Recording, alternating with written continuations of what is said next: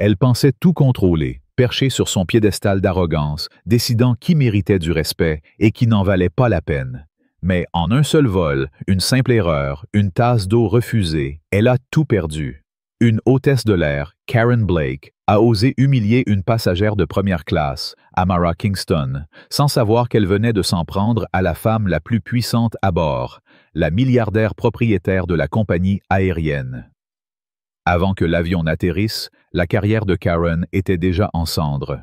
Si cette histoire vous révolte, si vous brûlez de voir la justice triompher, laissez un like et commentez « Justice pour Amara » ci-dessous pour partager votre indignation. Dans la cabine de première classe, l'air vibrait d'une tension feutrée, mêlée du bourdonnement discret des moteurs et des murmures des passagers qui s'installaient. Karen Blake, hôtesse de l'air chevronnée avec 12 ans d'expérience, arpentait l'allée centrale avec une assurance froide, son uniforme impeccablement repassé soulignant son autorité. Ses talons claquaient sur le sol, chaque pas résonnant comme une affirmation de son pouvoir. Elle distribuait des sourires calculés, réservés aux passagers qu'elle jugeait dignes de son attention. Un homme d'affaires en costume coûteux, une femme élégante drapée dans un foulard Hermès, un diplomate à l'air important. Pour eux, Karen déployait tout son charme, sa voix douce et son regard complice, offrant champagne et attention particulière. Mais lorsqu'elle passait devant le siège 1A, occupé par Amara Kingston, son sourire s'évanouissait, remplacé par une moue subtile, presque imperceptible, mais lourde de mépris. Amara, une femme noire d'une élégance discrète, ajustait calmement son écharpe en soie, ses gestes empreints d'une assurance naturelle. Elle feuilletait le menu de bord, ses lunettes à monture dorée glissant légèrement sur son nez. Elle n'était pas pressée. Voler faisait partie de son quotidien, un simple déplacement entre deux réunions, deux contrats à finaliser. Mais pour Karen, cette femme ne collait pas avec l'image qu'elle se faisait de la première classe. Amara leva les yeux et, d'une voix posée, demanda « Excusez-moi, pourrais-je avoir un verre d'eau, s'il vous plaît ?» Une requête banale, presque anodine. Pourtant, Karen s'arrêta net, son regard glissant sur Amara avec une froideur calculée. « L'eau, c'est pour l'économie », lâcha-t-elle, son ton sec, comme si la demande était une insulte personnelle. « En première classe, nous servons du champagne ou des jus premium. » Amara cligna des yeux, son visage impassible, mais une lueur d'acier traversa son regard. « Je voudrais juste de l'eau », répéta-t-elle, toujours polie, mais ferme. Karen croisa les bras, un soupir exaspéré s'échappant de ses lèvres. « Écoutez, madame, en première classe, nous avons un menu. L'eau plate, c'est pour les passagers. »« Ordinaire. Si vous voulez quelque chose, choisissez sur la carte. » Le mot « ordinaire » plana dans l'air, chargé d'une condescendance qui fit tressaillir plusieurs passagers à proximité. Un homme âgé, M. Dupont, un retraité voyageant avec sa femme, fronça les sourcils, visiblement choqué. « C'est inadmissible », murmura-t-il à sa femme, mais Karen l'ignora, son regard fixé sur Amara, comme pour la défier de répondre. Amara ne broncha pas. Elle inclina légèrement la tête, un sourire énigmatique aux lèvres, et ne dit rien. Elle avait vu ce regard des centaines de fois. Ce mélange de jugement et de supériorité, cette hésitation à la considérer comme une égale. Elle connaissait les pensées qui traversaient de l'esprit de Karen. Comment une femme comme elle peut-elle être en première classe? A-t-elle vraiment les moyens? Amara n'avait pas besoin de prouver quoi que ce soit. Elle tapota son téléphone, envoyant un message rapide, puis reposa l'appareil sur l'accoudoir, son calme presque oppressant. Karen, elle, continua son service, offrant des flûtes de champagne aux autres passagers avec une déférence exagérée, comme pour souligner la différence de traitement. Mais l'incident ne passa pas inaperçu. Lisa, une jeune hôtesse sous les ordres de Karen, observait depuis le galet, les lèvres pincées. Elle avait vu Karen agir ainsi auparavant, réservant son mépris à certains passagers en fonction de leur apparence ou de leurs origines. Cette fois, pourtant, quelque chose dans l'attitude d'Amara, son assurance, son calme, rendait la scène encore plus insupportable. Karen revint dans l'allée, son assurance intacte, mais son regard trahissait une pointe d'irritation. Elle s'arrêta de nouveau près d'Amara, qui feuilletait désormais un magazine. « Alors, vous avez choisi quelque chose sur le menu ?» demanda-t-elle, son ton mielleux mais teinté de sarcasme. Amara leva les yeux, son regard perçant. « Toujours de l'eau, » répondit-elle, sa voix aussi calme qu'un lac gelé. Karen ricana, un son bref mais cinglant. « Vous savez, Si vous êtes en première classe, il faut agir comme si vous y apparteniez. » Les mots tombèrent comme une gifle. Plusieurs passagers retinrent leur souffle. Monsieur Dupont, outré, se redressa sur son siège. « C'est scandaleux !» lança-t-il, sa voix tremblante de colère. « Cette dame n'a rien fait de mal. » Karen pivota vers lui, son sourire se transformant en une grimace. « Monsieur, je vous suggère de vous occuper de vos affaires. Ce n'est pas votre problème. » L'humiliation publique de M. Dupont fit monter la tension dans la cabine. Une jeune femme d'affaires, Sophie, assise à quelques rangées, échangea un regard choqué avec son voisin, un jeune entrepreneur nommé Julien, qui sortit discrètement son téléphone pour filmer. Mais Karen ne s'arrêta pas là. Dans un élan de provocation, elle se pencha vers Amara, baissant la voix pour que seuls les passagers les plus proches puissent entendre. « Franchement, votre tenue, on dirait que vous avez emprunté le billet de quelqu'un d'autre. » Le commentaire, empreint d'un racisme à peine voilé, fit l'effet d'une bombe. Sophie étouffa un cri, et Julien serra son téléphone, son pouce planant au-dessus du bouton d'enregistrement. Amara, elle, resta immobile, son visage un masque de sérénité, mais ses doigts se crispèrent légèrement sur le magazine. Elle ne répondit pas, mais son silence était plus éloquent que n'importe quelle réplique. Elle savait que Karen venait de creuser sa propre tombe. Lisa, depuis le galet, ne pouvait plus se taire. Profitant d'un moment où Karen s'éloignait pour servir un autre passager, elle attrapa une bouteille d'eau fraîche et s'approcha discrètement du siège d'Amara. « Voici, madame », murmura-t-elle, posant la bouteille sur la tablette avec un sourire nerveux. « Si vous avez besoin d'autre chose, faites-moi signe. » Amara hocha la tête, son regard reconnaissant, mais toujours indéchiffrable. « Merci, Lisa », dit-elle doucement, lisant le badge de la jeune hôtesse. Karen, qui avait vu l'échange depuis l'autre bout de l'allée, sentit une rage bouillir en elle. Elle marcha d'un pas vif vers Lisa, ses talons claquant comme des coups de fouet. « Qu'est-ce que tu fais ?» siffla-t-elle, sa voix basse mais venimeuse. Lisa redressa les épaules, refusant de se laisser intimider. « Elle a demandé de l'eau, Karen. Ce n'est pas compliqué. » Karen plissa les yeux, son visage durcissant. « On a des règles, Lisa. Tu ne décides pas qui mérite quoi. » Lisa, les jouets rosis par la colère, répondit d'une voix ferme. « Ce ne sont pas les règles, Karen. C'est toi qui choisis qui traiter comme un moins que rien. » Le ton monta, attirant l'attention des passagers. Julien, toujours en train de filmer, murmura à Sophie. « Ça va devenir viral. » Sophie hocha la tête, son expression partagée entre choc et indignation. Monsieur Dupont, indigné, secoua la tête en marmonnant. « C'est une honte absolue. » Lisa, dans le galet, observait Karen avec un mélange de pitié et de colère, sachant que sa supérieure venait de faire une erreur monumentale. Et Amara, au centre de tout cela, restait silencieuse, son pouvoir invisible mais écrasant, prête à s'abattre sur Karen comme une lame de guillotine. Elle pensait tout contrôler, perchée sur son piédestal d'arrogance, décidant qui méritait du respect et qui n'en valait pas la peine. Mais en un seul vol, une simple erreur, une tasse d'eau refusée, elle a tout perdu. Une hôtesse de l'air, Karen Blake, a osé humilier une passagère de première classe, Amara Kingston, sans savoir qu'elle venait de s'en prendre à la femme la plus puissante à bord, la milliardaire propriétaire de la compagnie aérienne. Avant que l'avion n'atterrisse, la carrière de Karen était déjà en cendres. Si cette histoire vous révolte, si vous brûlez de voir la justice triompher, laissez un like et commentez « Justice pour Amara » ci-dessous pour partager votre indignation. Dans la cabine de première classe, l'air vibrait d'une tension feutrée, mêlée du bourdonnement discret des moteurs et des murmures des passagers qui s'installaient. Karen Blake, hôtesse de l'air chevronnée avec 12 ans d'expérience, arpentait l'allée centrale avec une assurance froide, son uniforme impeccablement repassé soulignant son autorité. Ses talons claquaient sur le sol, chaque pas résonnant comme une affirmation de son pouvoir. Elle distribuait des sourires calculés, réservés aux passagers, qu'elle jugeait dignes de son attention. Un homme d'affaires en costume coûteux, une femme élégante drapée dans un foulard Hermès, un diplomate à l'air important. Pour eux, Karen déployait tout son charme, sa voix douce et son regard complice, offrant champagne et attention particulière. Mais lorsqu'elle passait devant le siège 1A, occupé par Amara Kingston, son sourire s'évanouissait, remplacé par une moue subtile, presque imperceptible, mais lourde de mépris. Amara, une femme noire d'une élégance discrète, ajustait calmement son écharpe en soie, ses gestes empreints d'une assurance naturelle. Elle feuilletait le menu de bord, ses lunettes à monture dorée glissant légèrement sur son nez. Elle n'était pas pressée. Voler faisait partie de son quotidien, un simple déplacement entre 2 réunions, 2 contrats à finaliser. Mais pour Karen, cette femme ne collait pas avec l'image qu'elle se faisait de la première classe.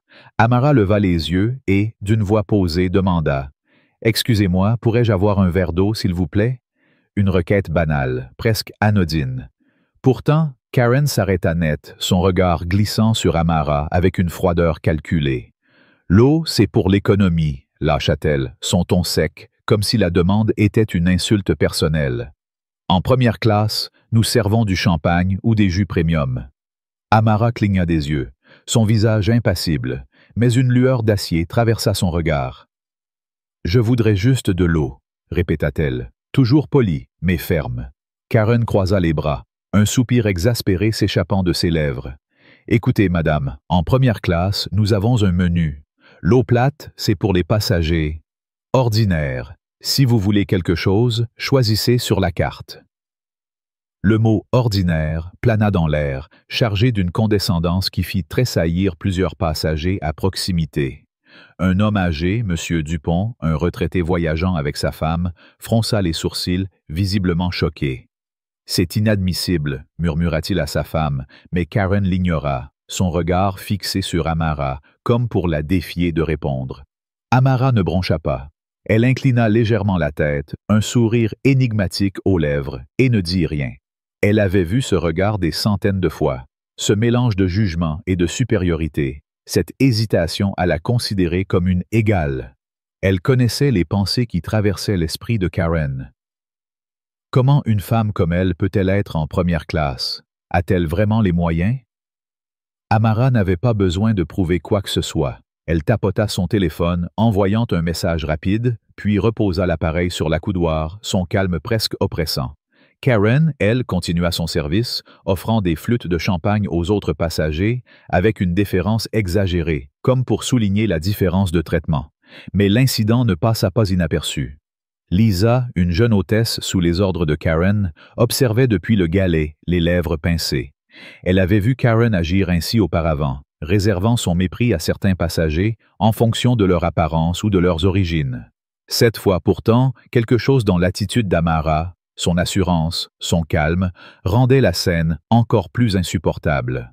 Karen revint dans l'allée, son assurance intacte, mais son regard trahissait une pointe d'irritation. Elle s'arrêta de nouveau près d'Amara, qui feuilletait désormais un magazine. « Alors, vous avez choisi quelque chose sur le menu ?» demanda-t-elle, son ton mielleux mais teinté de sarcasme. Amara leva les yeux, son regard perçant. « Toujours de l'eau. » répondit-elle, sa voix aussi calme qu'un lac gelé. Karen ricana, un son bref mais cinglant. « Vous savez, si vous êtes en première classe, il faut agir comme si vous y apparteniez. » Les mots tombèrent comme une gifle. Plusieurs passagers retinrent leur souffle. Monsieur Dupont, outré, se redressa sur son siège. « C'est scandaleux !» lança-t-il, sa voix tremblante de colère. Cette dame n'a rien fait de mal. Karen pivota vers lui, son sourire se transformant en une grimace. « Monsieur, je vous suggère de vous occuper de vos affaires. Ce n'est pas votre problème. » L'humiliation publique de Monsieur Dupont fit monter la tension dans la cabine. Une jeune femme d'affaires, Sophie, assise à quelques rangées, échangea un regard choqué avec son voisin, un jeune entrepreneur nommé Julien, qui sortit discrètement son téléphone pour filmer. Mais Karen ne s'arrêta pas là. Dans un élan de provocation, elle se pencha vers Amara, baissant la voix pour que seuls les passagers les plus proches puissent entendre. « Franchement, votre tenue, on dirait que vous avez emprunté le billet de quelqu'un d'autre. » Le commentaire, empreint d'un racisme à peine voilé, fit l'effet d'une bombe. Sophie étouffa un cri, et Julien serra son téléphone, son pouce planant au-dessus du bouton d'enregistrement. Amara, elle, resta immobile, son visage un masque de sérénité, mais ses doigts se crispèrent légèrement sur le magazine. Elle ne répondit pas, mais son silence était plus éloquent que n'importe quelle réplique. Elle savait que Karen venait de creuser sa propre tombe. Lisa, depuis le galet, ne pouvait plus se taire. Profitant d'un moment où Karen s'éloignait pour servir un autre passager, elle attrapa une bouteille d'eau fraîche et s'approcha discrètement du siège d'Amara. « Voici, madame », murmura-t-elle, posant la bouteille sur la tablette avec un sourire nerveux. « Si vous avez besoin d'autre chose, faites-moi signe. » Amara hocha la tête, son regard reconnaissant mais toujours indéchiffrable. « Merci, Lisa », dit-elle doucement, lisant le badge de la jeune hôtesse. Karen, qui avait vu l'échange depuis l'autre bout de l'allée, sentit une rage bouillir en elle. Elle marcha d'un pas vif vers Lisa, ses talons claquant comme des coups de fouet. « Qu'est-ce que tu fais » siffla-t-elle, sa voix basse mais venimeuse.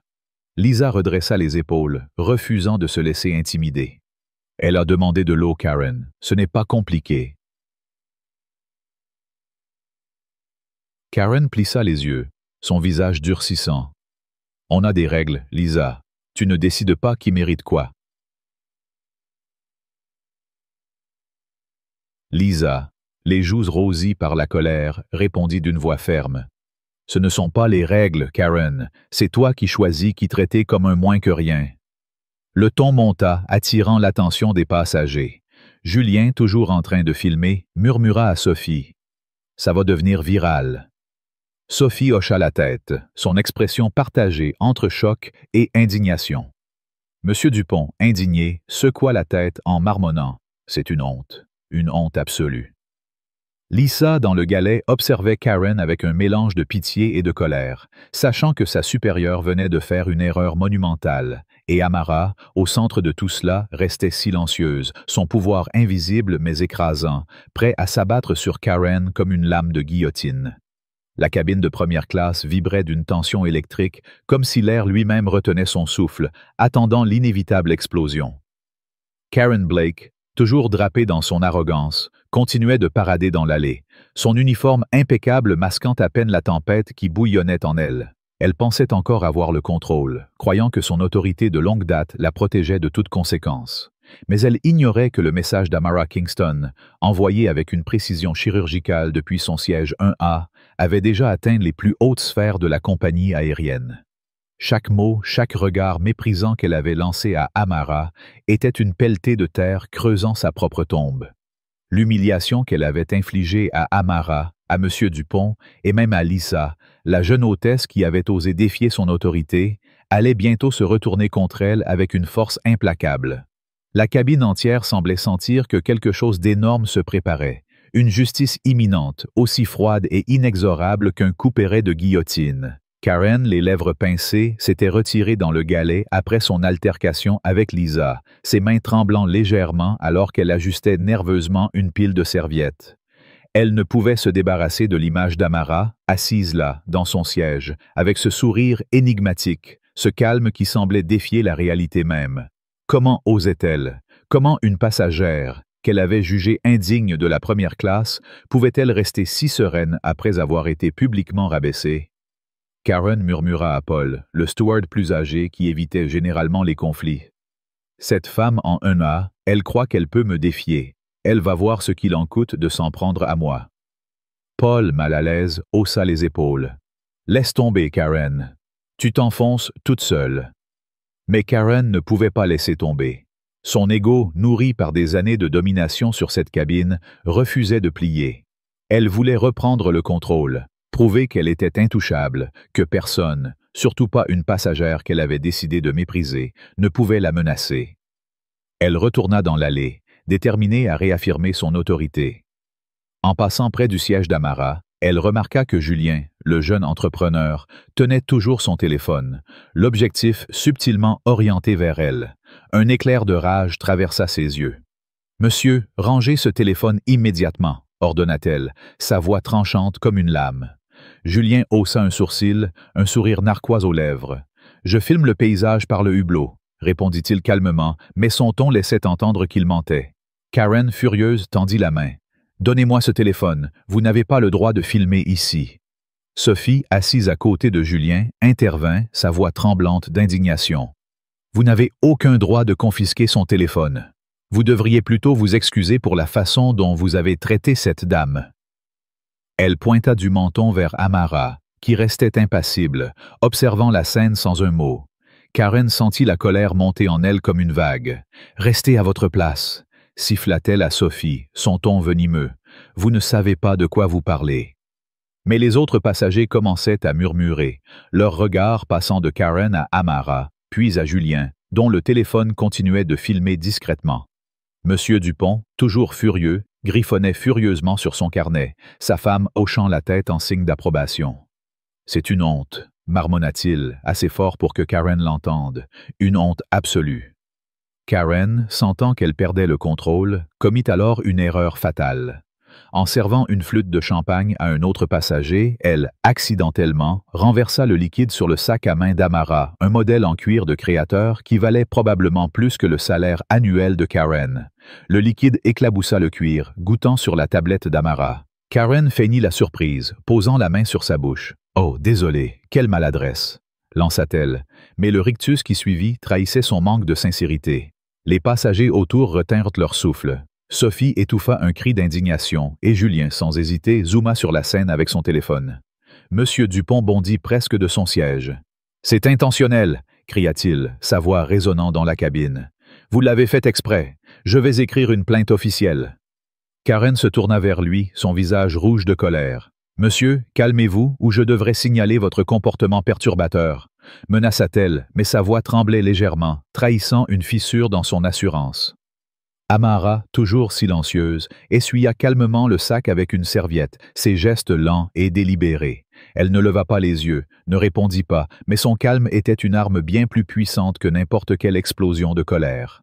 Elle prit son téléphone, tapa un nouveau message, et le reposa avec une précision qui glaça le sang de Karen. Cette dernière, sentant une menace invisible, tenta de reprendre contenance. Elle se tourna vers un autre passager, un homme d'affaires nommé Charles, et lui offrit un sourire exagéré, comme pour prouver qu'elle maîtrisait encore la situation. Mais Charles, qui avait observé toute la scène, refusa son champagne d'un geste sec. « Vous devriez avoir honte », dit-il à voix basse, mais assez fort pour que les autres l'entendent. Karen sentit son estomac se nouer. Elle n'était pas habituée à être défiée, encore moins par plusieurs passagers à la fois. Elle lança un regard furieux à Lisa, qui se tenait près du galet, les bras croisés, observant la scène avec une expression mêlée de pitié et de dégoût. Lisa, qui avait vu Karen humilier des passagers par le passé, ne pouvait plus rester silencieuse. Elle s'approcha de Karen dans le galet, baissant la voix pour ne pas être entendue. « Karen, arrête, tu vas trop loin. Ce n'est qu'un verre d'eau, et maintenant tu as sali son sac, c'est mesquin. » Karen pivota vers elle, les yeux flamboyants. « Ne me dis pas comment faire mon travail, Lisa. Tu es une débutante. Tu ne sais rien. » Lisa, les joues rouges, répondit avec une fermeté inattendue. « Je sais que tu choisis qui traiter comme des moins que rien en fonction de leur apparence. Et là, tu as choisi la mauvaise personne. » Karen sentit une bouffée de rage l'envahir. « Tu veux perdre ton job, Lisa? Parce que je peux m'assurer que ça arrive. » Lisa recula d'un pas, mais son regard resta ferme. « Fais ce que tu veux, Karen, mais tu creuses ta propre tombe. » Les mots résonnèrent dans le galet, et Paul, qui écoutait en silence, détourna le regard, mal à l'aise. Karen, tremblante de colère, retourna dans l'allée, déterminée à reprendre le contrôle, mais un frisson d'incertitude commença à s'insinuer en elle. Ce frisson devint une vague de panique lorsque l'intercom retentit soudainement, brisant le murmure de la cabine. La voix du capitaine, Richard Dubois, résonna, froide et professionnelle. « Karen Blake, veuillez vous présenter immédiatement au cockpit. » Un silence de mort s'abattit sur la première classe. Les passagers échangèrent des regards, certains chuchotant, d'autres fixant Karen avec une curiosité non dissimulée. Julien rangea son téléphone avec un sourire satisfait, murmurant à Sophie. « Ça y est, elle est finie. » Sophie hocha la tête, son visage dur. Monsieur Dupont cessa d'écrire, un sourire de triomphe éclairant son visage ridé. Karen, figée sur place, sentit son cœur s'accélérer. Elle tenta de garder la tête haute, mais ses jambes semblaient lourdes, comme si elles refusaient d'avancer. Elle passa devant le siège d'Amara, évitant son regard, mais elle sentit le poids de ses yeux sur elle, un regard qui semblait dire « Tu as voulu jouer, maintenant t'assumes. » Lorsqu'elle atteignit le cockpit, la porte s'ouvrit avec un bip discret. Le capitaine Dubois, Un homme aux traits sévères était assis à son poste, tandis que le copilote, un jeune homme nommé Étienne, jetait un coup d'œil rapide avant de se concentrer sur les commandes. Mais ce fut la présence de Mark Evans, le superviseur de vol, qui fit vaciller Karen. Mark n'était jamais sur ses vols, sauf en cas de problème grave. Il se tenait debout, les bras croisés, son regard dur comme l'acier. « Asseyez-vous, Karen », ordonna-t-il, sa voix dénuée de chaleur. Karen s'installa sur le strapontin, ses mains tremblant légèrement. « Pouvez-vous m'expliquer pourquoi Amara Kingston vient de me contacter ?» demanda le capitaine Dubois, son ton glacial. Karen sentit son estomac se nouer. Amara Kingston. Ce nom. Elle l'avait vu sur la liste des passagers, mais elle n'avait pas fait le lien. Pas tout de suite. « Je ne savais pas qui elle était, » balbutia-t-elle, sa voix tremblante. Mark haussa un sourcil, son expression sévère. « Ça ne rend pas votre comportement plus acceptable. » Mark se pencha légèrement, sa voix baissant pour devenir encore plus menaçante. « Vous avez refusé un verre d'eau à une passagère de première classe. Vous l'avez humiliée devant tout le monde. Et maintenant, vous avez renversé du champagne sur son sac, intentionnellement, d'après plusieurs témoins. » Karen sentit son sang se glacer. « Témoins ?» murmura-t-elle, pensant à Julien et à son maudit téléphone. « Oui, témoins », confirma Mark. « Et ne pensez pas que votre petit numéro avec M. Dupont est passé inaperçu. Vous avez menacé un passager âgé qui essayait de défendre une femme que vous avez insultée. » Karen ouvrit la bouche pour se défendre, mais les mots lui manquèrent. Le capitaine Dubois s'intervint, sa voix lourde de déception. « Karen, savez-vous qui est Amara Kingston ?» Karen déglutit, une sueur froide coulant dans son dos. « Je crois qu'elle est importante. » Mark laissa échapper un rire amer. « Importante? Elle possède cette compagnie aérienne, et vous venez de l'insulter de la pire manière possible. » Le monde de Karen s'effondra. Amara Kingston, la propriétaire. Pas une simple passagère riche, pas une femme d'affaires lambda. La femme qui signait les chèques de paye de tout le personnel, y compris le sien. Ses mains tremblèrent violemment et elle les serra contre ses genoux pour cacher sa panique. « Je ne savais pas », répéta-t-elle, mais sa voix sonnait creuse, désespérée. Mark croisa les bras, son regard implacable. « Vous ne devriez pas avoir besoin de connaître le compte en banque de quelqu'un pour le traiter avec respect. » Le silence qui suivit était suffocant, seulement brisé par le bourdonnement des moteurs et le cliquetis des commandes du cockpit. Le capitaine Dubois se tourna légèrement, son expression dure. « Vous ne pouvez pas continuer à servir les passagers sur ce vol. Vous êtes relevé de vos fonctions. Allez vous asseoir dans le strapontin de l'équipage à l'arrière de l'avion. » Karen sentit ses joues s'enflammer. Être reléguée à l'arrière, comme une stagiaire, comme une paria, devant tous les passagers qu'elle avait autrefois dominés, c'était impensable. « Monsieur, s'il vous plaît, je peux m'excuser, je peux arranger ça. » tenta-t-elle, sa voix tremblante, mais Mark l'interrompit d'un geste sec. « C'est trop tard pour les excuses. Allez, maintenant. » Karen se leva, ses jambes chancelantes, et quitta le cockpit, la porte se refermant derrière elle avec un clic qui résonna comme un clou dans un cercueil. Lorsqu'elle revint dans la cabine, tous les regards se tournèrent vers elle. Sophie chuchota quelque chose à Julien, qui rangea son téléphone avec un air satisfait. Monsieur Dupont, toujours indigné, croisa son regard et secoua la tête. Même Paul, qui avait toujours évité les conflits, détourna les yeux, mal à l'aise. En passant devant le siège d'Amara, Karen sentit son regard peser sur elle, mais elle n'osa pas lever les yeux. Amara n'avait pas besoin de parler. Son silence était une condamnation en soi. Karen continua son chemin, chaque pas plus lourd que le précédent, jusqu'à atteindre le strapontin à l'arrière de l'avion. Elle s'assit, ses mains tremblant sur ses genoux, son uniforme soudain trop étroit, comme s'il l'étouffait. Les autres membres d'équipage évitaient son regard, continuant leur tâche en silence. Lisa, cependant, s'arrêta un instant près d'elle, son expression partagée entre pitié et colère. « Tu l'as cherché, Karen », murmura-t-elle avant de s'éloigner. Karen serra les dents, la rage et l'humiliation se mêlant en un cocktail toxique. Elle avait passé des années à régner sur cette cabine, à décider qui méritait quoi, et maintenant, à cause d'un verre d'eau et d'un sac taché, elle était réduite à rien. Mais le pire était encore à venir. Amara Kingston n'avait pas fini, et Karen, malgré sa panique croissante, n'avait aucune idée de l'ampleur du désastre qui l'attendait à l'atterrissage. L'avion amorçait sa descente, le bourdonnement des moteurs s'intensifiant comme un écho de la tempête qui se déchaînait dans l'esprit de Karen Blake. Assise sur le strapontin de l'équipage à l'arrière de l'avion, elle sentait chaque vibration de l'appareil comme un compte à rebours vers sa chute finale. L'humiliation de sa relégation, l'écho des murmures des passagers, les regards accusateurs de ses collègues, tout cela pesait sur elle comme une chape de plomb. Mais ce n'était rien comparé à la terreur qui montait en elle à l'idée de ce qui l'attendait à l'atterrissage. Amara Kingston, la milliardaire propriétaire de la compagnie aérienne, n'avait pas besoin de hausser la voix ou de faire un scandale pour détruire une carrière. Son pouvoir était silencieux, implacable, et Karen le sentait s'abattre sur elle comme une ombre. Chaque minute qui passait rapprochait l'avion du sol, et avec lui, la fin de tout ce qu'elle avait construit. Les passagers, ignorant pour la plupart l'ampleur du drame, commençaient à rassembler leurs affaires. Mais pour Karen, chaque clic de ceinture de sécurité, chaque froissement de sac était un rappel de son destin imminent. Elle avait défié la mauvaise personne et maintenant elle allait payer le prix fort. Karen serrait les poings, ses ongles s'enfonçant dans ses paumes, son cœur battant à tout rompre. Elle ne pouvait pas rester là, à attendre comme une condamnée. Il fallait qu'elle agisse, qu'elle trouve un moyen de sauver ce qui pouvait encore l'être.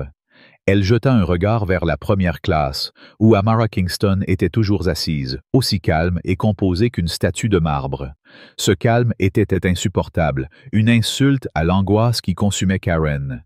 Elle se leva brusquement, ignorant le regard surpris de Paul, le steward qui continuait de préparer le service final. « Qu'est-ce que tu fais » murmura-t-il, mais Karen l'ignora, ses jambes tremblantes la portant vers l'avant de l'avion. Elle devait parler à Amara, la supplier, la convaincre de retirer sa plainte. Elle avait déjà avalé sa fierté en se rendant au cockpit, mais là, c'était une question de survie. Chaque pas vers la première classe était une épreuve, comme si elle marchait vers un tribunal où elle était déjà jugée coupable. En atteignant le siège 1A, Karen s'arrêta, son souffle court, ses mains moites lissées nerveusement contre son uniforme. Les passagers autour, sentant la tension, levèrent les yeux. Sophie, la femme d'affaires, chuchota quelque chose à Julien, qui sortit à nouveau son téléphone, prêt à capturer l'instant. Monsieur Dupont, son carnet toujours en main, observait avec une satisfaction contenue. Karen prit une profonde inspiration, forçant sa voix à rester stable. « Madame Kingston » commença-t-elle, baissant la voix pour éviter d'attirer encore plus l'attention.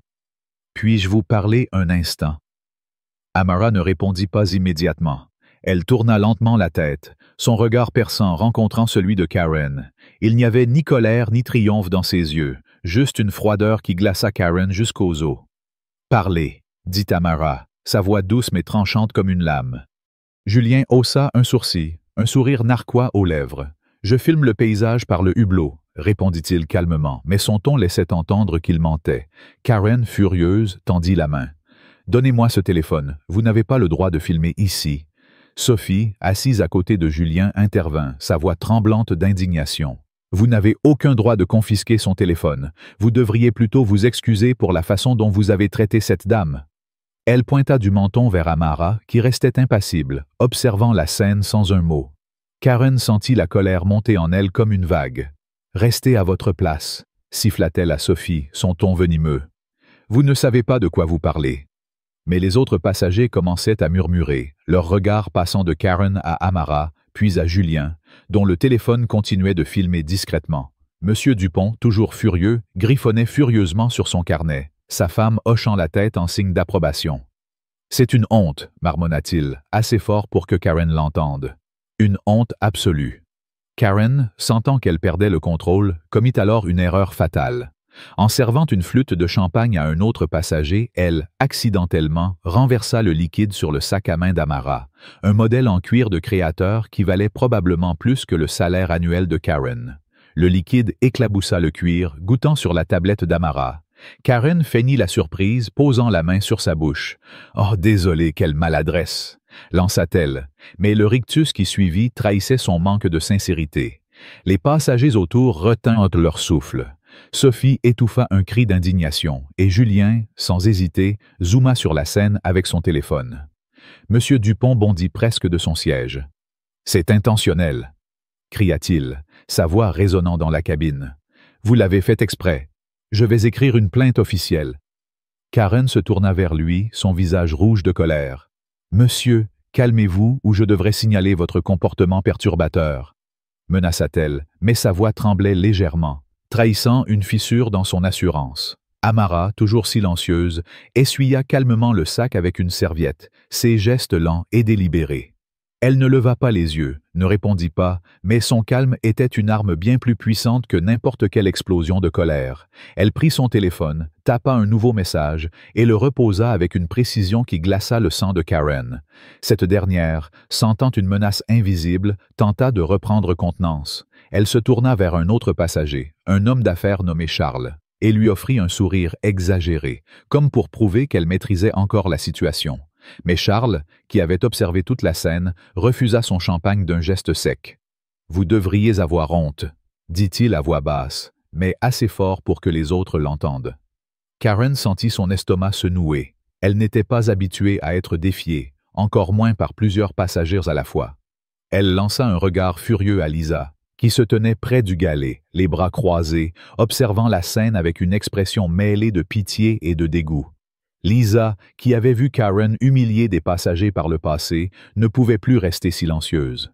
Elle s'approcha de Karen dans le galet, baissant la voix pour ne pas être entendue. « Karen, arrête, tu vas trop loin, ce n'est qu'un verre d'eau et maintenant tu as sali son sac. C'est mesquin. » Karen pivota vers elle, les yeux flamboyants. « Ne me dis pas comment faire mon travail, Lisa. Tu es une débutante, tu ne sais rien. » Lisa, les joues rouges, répondit avec une fermeté inattendue. « Je sais que tu choisis qui traiter comme des moins que rien en fonction de leur apparence. Et là, tu as choisi la mauvaise personne. » Karen sentit une bouffée de rage l'envahir. « Tu veux perdre ton job, Lisa? Parce que je peux m'assurer que ça arrive. » Lisa recula d'un pas, mais son regard resta ferme. « Fais ce que tu veux, Karen, mais tu creuses ta propre tombe. » Les mots résonnèrent dans le galet, et Paul, qui écoutait en silence, détourna le regard, mal à l'aise. Karen, tremblante de colère, retourna dans l'allée, déterminée à reprendre le contrôle, mais un frisson d'incertitude commença à s'insinuer en elle. Ce frisson devint une vague de panique lorsque l'intercom retentit soudainement, brisant le murmure de la cabine. La voix du capitaine, Richard Dubois, résonna, froide et professionnelle. « Karen Blake, veuillez vous présenter immédiatement au cockpit. » Un silence de mort s'abattit sur la première classe. Les passagers échangèrent des regards, certains chuchotant, d'autres fixant Karen avec une curiosité non dissimulée. Julien rangea son téléphone avec un sourire satisfait, murmurant à Sophie « Ça y est, elle est finie. » Sophie hocha la tête, son visage dur. Monsieur Dupont cessa d'écrire, un sourire de triomphe éclairant son visage ridé. Karen, figée sur place, sentit son cœur s'accélérer. Elle tenta de garder la tête haute, mais ses jambes semblaient lourdes, comme si elle refusait d'avancer. Elle passa devant le siège d'Amara, évitant son regard, mais elle sentit le poids de ses yeux sur elle, un regard qui semblait dire « Tu as voulu jouer, maintenant assume. » Lorsqu'elle atteignit le cockpit, la porte s'ouvrit avec un bip discret. Le capitaine Dubois, un homme aux traits sévères, était assis à son poste, tandis que le copilote, un jeune homme nommé Étienne, jetait un coup d'œil rapide avant de se concentrer sur les commandes. Mais ce fut la présence de Mark Evans, le superviseur de vol, qui fit vaciller Karen. Mark n'était jamais sur ses vols, sauf en cas de problème grave. Il se tenait debout, les bras croisés, son regard dur comme l'acier. « Asseyez-vous, Karen », ordonna-t-il, sa voix dénuée de chaleur. Karen s'installa sur le strapontin, ses mains tremblant légèrement. « Pouvez-vous m'expliquer pourquoi Amara Kingston vient de me contacter ?»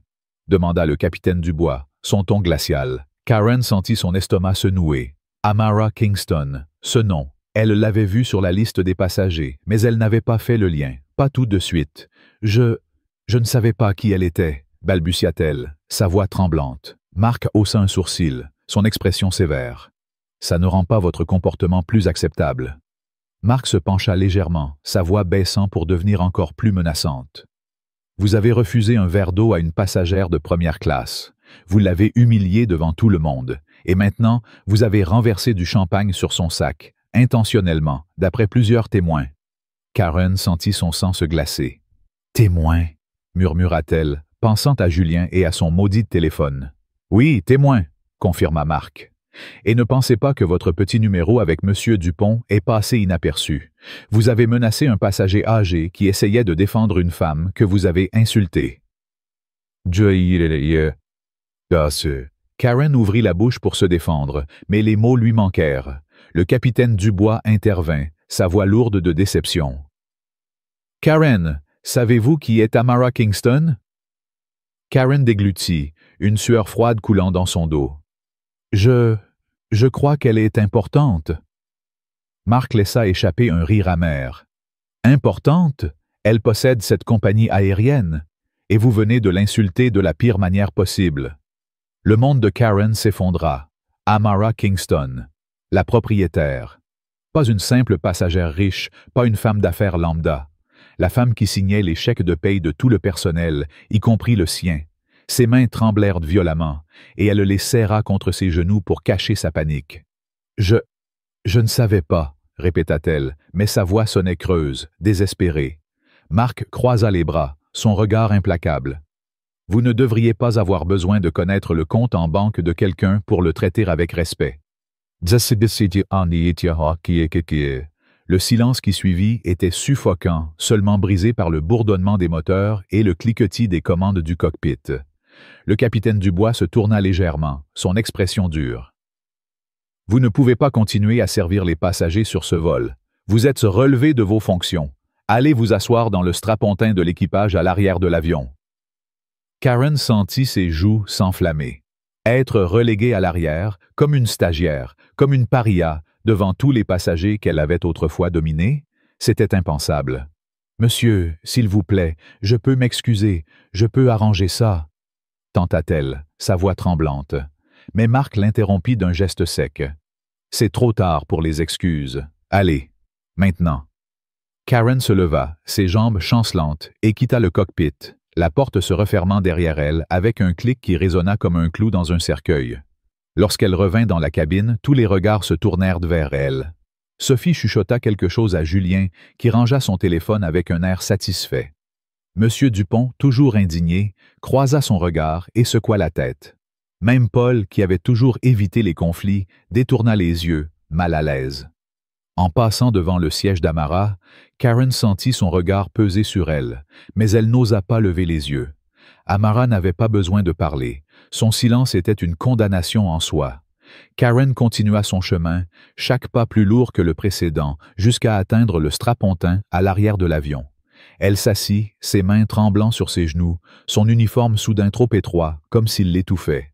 Les autres membres d'équipage évitaient son regard, continuant leur tâche en silence. Lisa, cependant, s'arrêta un instant près d'elle, son expression partagée entre pitié et colère. « Tu l'as cherché, Karen », murmura-t-elle avant de s'éloigner. Karen serra les dents, la rage et l'humiliation se mêlant en un cocktail toxique. Elle avait passé des années à régner sur cette cabine, à décider qui méritait quoi, et maintenant, à cause d'un verre d'eau et d'un sac taché, elle était réduite à rien. Mais le pire était encore à venir. Amara Kingston n'avait pas fini, et Karen, malgré sa panique croissante, n'avait aucune idée de l'ampleur du désastre qui l'attendait à l'atterrissage. L'avion amorçait sa descente, le bourdonnement des moteurs s'intensifiant comme un écho de la tempête qui se déchaînait dans l'esprit de Karen Blake. Assise sur le strapontin de l'équipage à l'arrière de l'avion, elle sentait chaque vibration de l'appareil comme un compte à rebours vers sa chute finale. L'humiliation de sa relégation, l'écho des murmures des passagers, les regards accusateurs de ses collègues, tout cela pesait sur elle comme une chape de plomb. Mais ce n'était rien comparé à la terreur qui montait en elle, à l'idée de ce qui l'attendait à l'atterrissage. Amara Kingston, la milliardaire propriétaire de la compagnie aérienne, n'avait pas besoin de hausser la voix ou de faire un scandale pour détruire une carrière. Son pouvoir était silencieux, implacable, et Karen le sentait s'abattre sur elle comme une ombre. Chaque minute qui passait rapprochait l'avion du sol, et avec lui, la fin de tout ce qu'elle avait construit. Les passagers, ignorant pour la plupart l'ampleur du drame, commençaient à rassembler leurs affaires, mais pour Karen, chaque clic de ceinture de sécurité, chaque froissement de sac était un rappel de son destin imminent. Elle avait défié la mauvaise personne, et maintenant, elle allait payer le prix fort. Karen serrait les poings, ses ongles s'enfonçant dans ses paumes, son cœur battant à tout rompre. Elle ne pouvait pas rester là, à attendre comme une condamnée. Il fallait qu'elle agisse, qu'elle trouve un moyen de sauver ce qui pouvait encore l'être. Elle jeta un regard vers la première classe, où Amara Kingston était toujours assise, aussi calme et composée qu'une statue de marbre. Ce calme était insupportable, une insulte à l'angoisse qui consumait Karen. Elle se leva brusquement, ignorant le regard surpris de Paul, le steward qui continuait de préparer le service final. « Qu'est-ce que tu fais » murmura-t-il, mais Karen l'ignora, ses jambes tremblantes la portant vers l'avant de l'avion. Elle devait parler à Amara, la supplier, la convaincre de retirer sa plainte. Elle avait déjà avalé sa fierté en se rendant au cockpit, mais là, c'était une question de survie. Chaque pas vers la première classe était une épreuve, comme si elle marchait vers un tribunal où elle était déjà jugée coupable. En atteignant le siège 1A, Karen s'arrêta, son souffle court, ses mains moites lissées nerveusement contre son uniforme. Les passagers autour, sentant la tension, levèrent les yeux. Sophie, la femme d'affaires, chuchota quelque chose à Julien, qui sortit à nouveau son téléphone, prêt à capturer l'instant. Monsieur Dupont, son carnet toujours en main, observait avec une satisfaction contenue. Karen prit une profonde inspiration, forçant sa voix à rester stable. « Madame Kingston » commença-t-elle, baissant la voix pour éviter d'attirer encore plus l'attention. « Puis-je vous parler un instant » Amara ne répondit pas immédiatement. Elle tourna lentement la tête, son regard perçant rencontrant celui de Karen. Il n'y avait ni colère ni triomphe dans ses yeux, juste une froideur qui glaça Karen jusqu'aux os. « Parlez » dit Amara, sa voix douce mais tranchante comme une lame. Karen déglutit, sentant le poids des regards autour d'elle. « Je tiens à m'excuser » balbutia-t-elle, sa voix tremblante malgré ses efforts pour la contrôler. « Ce qui s'est passé tout à l'heure, c'était une erreur, une terrible erreur. Je n'aurais jamais dû vous traiter ainsi, et je suis désolé pour votre sac. » Elle baissa les yeux, incapable de soutenir le regard d'Amara. « Je vous en prie, je travaille pour cette compagnie depuis 12 ans. C'est toute ma vie, je ne voulais pas vous offenser. » Le silence qui suivit fut insoutenable. Les passagers proches retinrent leur souffle, et même Lisa, qui observait depuis le galet, se figea, les bras croisés. Amara inclina légèrement la tête, comme si elle évaluait chaque mot. Puis, d'une voix calme mais implacable, elle répondit. « Vous ne vous excusez pas parce que vous êtes désolée, Karen. Vous vous excusez parce que vous savez qui je suis maintenant. » Les mots frappèrent de Karen comme un coup de poignard. Elle ouvrit la bouche pour protester, mais Amara leva une main, un geste simple mais autoritaire qui la réduisit au silence. « Dites-moi, » continua Amara, sa voix toujours aussi posée, « si je n'étais qu'une passagère ordinaire, seriez-vous là, à vous excuser? » Karen sentit son estomac se nouer. La vérité était évidente, et Amara le savait. Si Amara n'avait pas été la propriétaire de la compagnie, Karen aurait continué à la mépriser, à défendre son comportement, à justifier son arrogance. Elle n'avait aucune réponse à offrir, et le silence qui s'ensuivit était une condamnation en soi. Sophie, incapable de se retenir, murmura à Julien. « Elle n'a aucun remords, c'est pathétique. » Julien hocha la tête, son téléphone toujours en main, capturant chaque seconde de l'humiliation de Karen. Dans un dernier élan de désespoir, Karen tenta de changer de tactique. « Écoutez, je comprends que j'ai mal agi, mais c'est Lisa qui a aggravé les choses. » lança-t-elle, sa voix prenant un ton accusateur. C'est elle qui a désobéi aux règles, qui a donné l'eau sans mon autorisation. Elle m'a défié devant tout le monde. Les mots sortirent comme un venin, une tentative désespérée de détourner la faute. Lisa, qui se tenait à quelques mètres, écarquilla les yeux, choquée par l'accusation. « Tu plaisantes, Karen » s'exclama-t-elle, sa voix tremblante de colère. « Tu oses me blâmer après tout ce que tu as fait? Tu as humilié cette femme, tu as menacé Monsieur Dupont et tu as renversé du champagne sur son sac exprès. » Les passagers autour retinrent leur souffle, la tension dans la cabine atteignant un point de rupture. Monsieur Dupont, rouge de colère, se leva à moitié de son siège. « Vous êtes une honte pour cette compagnie !» cria-t-il, sa voix résonnant dans la cabine. « Vous ne méritez pas cet uniforme. » Karen sentit le sol se dérober sous ses pieds. Elle avait voulu se défendre, mais elle venait de s'enfoncer encore plus. Amara, toujours impassible, tapota son téléphone, envoyant un dernier message avant de poser l'appareil sur l'accoudoir. « Vous avez fini ?» demanda-t-elle, son ton si calme qu'il en était terrifiant. Karen, tremblante, ouvrit la bouche, mais aucun son n'en sortit.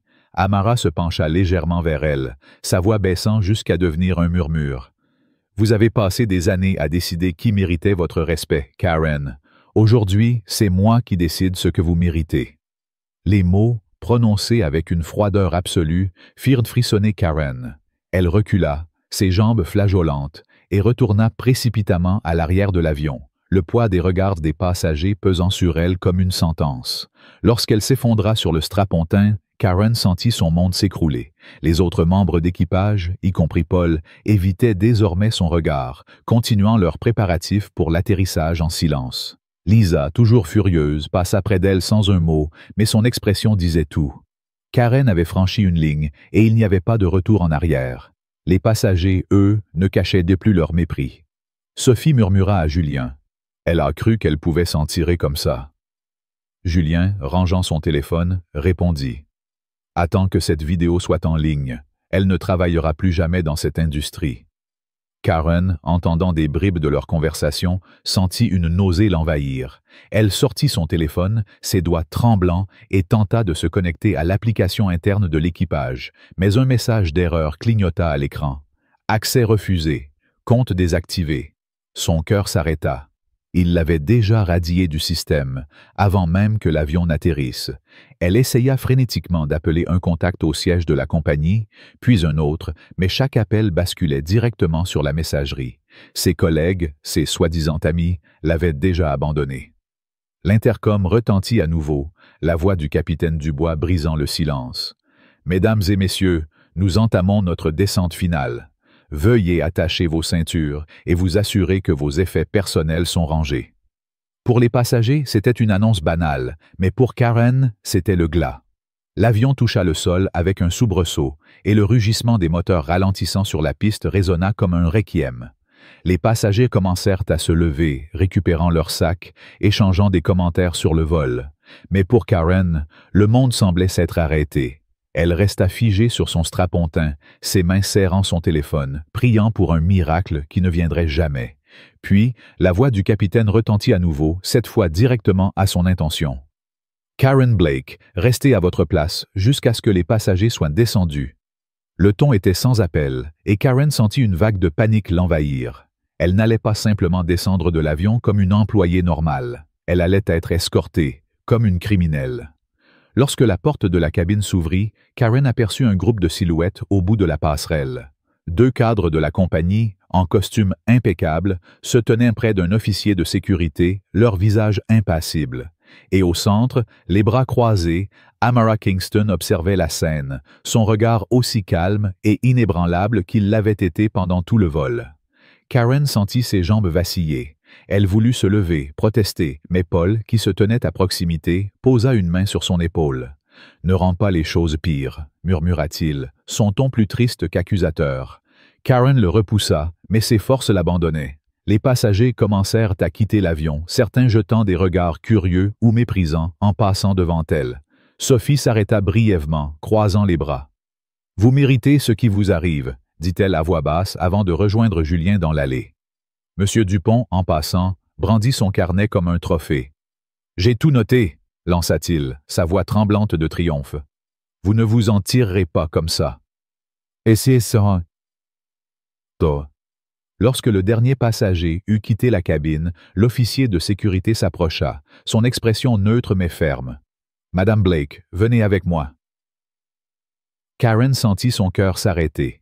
Elle se leva, ses jambes comme du coton, et suivit l'officier, chaque pas résonnant comme une marche vers l'échafaud. En passant devant la première classe, elle ne put s'empêcher de jeter un regard à Amara, qui se tenait toujours là, observant en silence. « Madame Kingston, » murmura Karen, sa voix brisée, « je vous en supplie. » Mais Amara ne répondit pas. Elle se contenta de détourner le regard, comme si Karen n'existait plus. Ce rejet final fut pire que n'importe quelle insulte. Karen sentit des larmes brûler ses yeux, mais elle les ravala, refusant de s'effondrer devant tout le monde. À la sortie de la passerelle, les cadres l'attendaient près d'une table improvisée, où trônait un dossier et son badge d'employé. Mark Evans, le superviseur de vol, s'avança, son visage dénué d'émotion.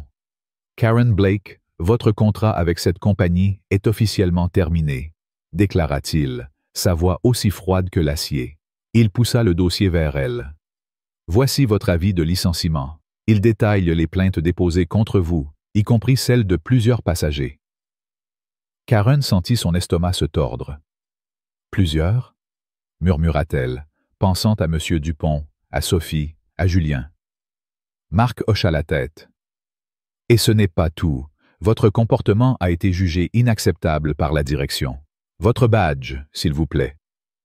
Karen porta une main tremblante à sa ceinture, où son badge était accroché depuis 12 ans. Elle le détacha lentement, chaque mouvement comme un arrachement. Lorsqu'elle le tendit à Marc, il le posa sur la table sans un regard, comme s'il n'avait aucune valeur. Un des cadres, une femme en tailleur sombre, s'avança avec une tablette. Votre licenciement sera consigné dans la base de données des compagnies aériennes. Toute référence future mentionnera votre faute professionnelle. Karen sentit ses jambes céder. Faute professionnelle? Balbutia-t-elle, sa voix brisée. Vous ne pouvez pas, je ne pourrai plus jamais travailler. Marc croisa les bras.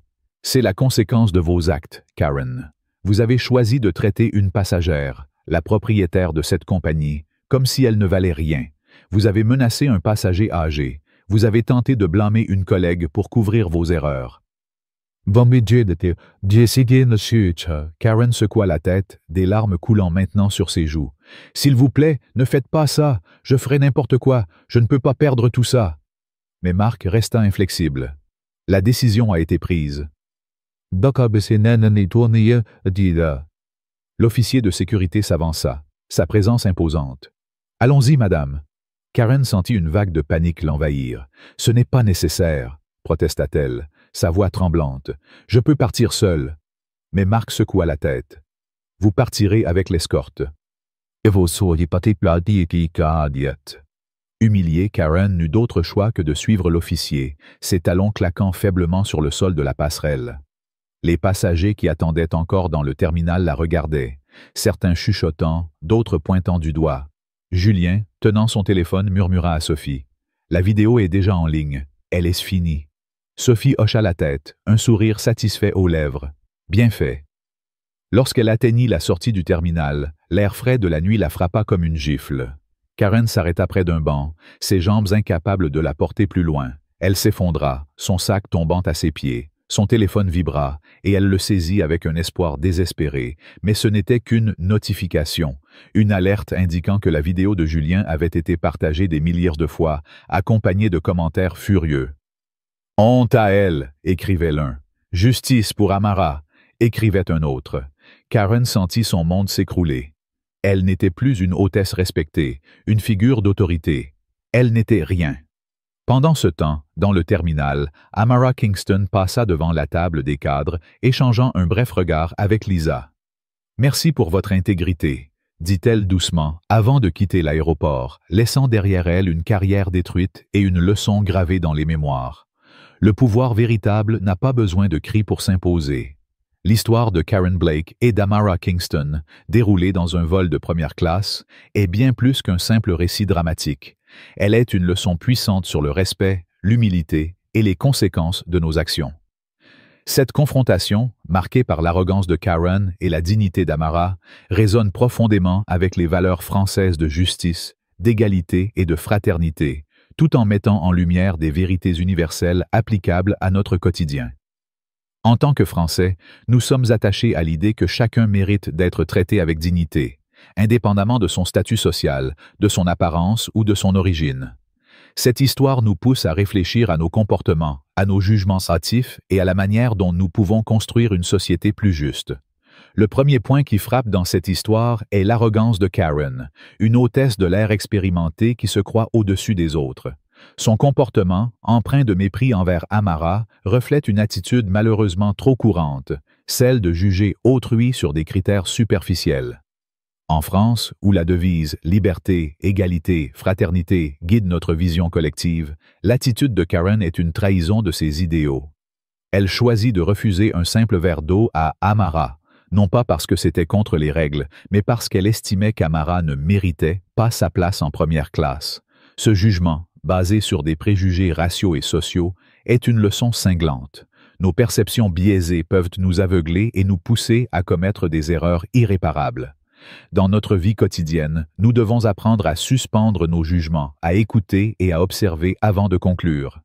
Que ce soit au travail, dans les transports ou dans nos interactions sociales, chaque personne mérite un traitement équitable, sans distinction. La dignité d'Amara Kingston est une autre facette de cette histoire qui inspire profondément. Face à l'humiliation publique, elle reste calme, mesurée, presque intouchable. Ce n'est pas une passivité, mais une force intérieure, une maîtrise de soi qui reflète une confiance absolue en sa valeur. En France, nous admirons cette forme de résilience, souvent associée à l'élégance et à la retenue. Amara ne se baisse pas au niveau de Karen. Elle agit avec une puissance discrète, utilisant son autorité non pour écraser, mais pour rétablir la justice. Cette attitude nous enseigne une leçon précieuse. Dans les moments de conflit ou d'injustice, la colère et les cris sont rarement la solution. Une réponse réfléchie, appuyée par des actions concrètes, est bien plus efficace. Appliquée à notre vie, cela signifie que face à une injustice, qu'il s'agisse d'une remarque discriminatoire ou d'un traitement inéquitable, nous devons garder notre sang-froid, rassembler nos ressources et agir avec détermination, que ce soit en dénonçant l'incident ou en soutenant ceux qui en sont victimes. Un autre aspect marquant de l'histoire est le rôle des témoins, comme Lisa, Julien, Sophie et M. Dupont. Leur indignation face au comportement de Karen et leur courage pour intervenir rappellent l'importance de la solidarité. En France, la notion de fraternité nous pousse à ne pas rester passifs face à l'injustice. Lisa, en offrant de l'eau à Amara malgré les ordres de Karen, incarne cette idée de faire ce qui est juste, même au risque de représailles. Julien, en filmant l'incident, et M. Dupont, en rédigeant une plainte, montrent que chacun, à son échelle, peut contribuer à changer les choses. Cette leçon est essentielle pour notre quotidien.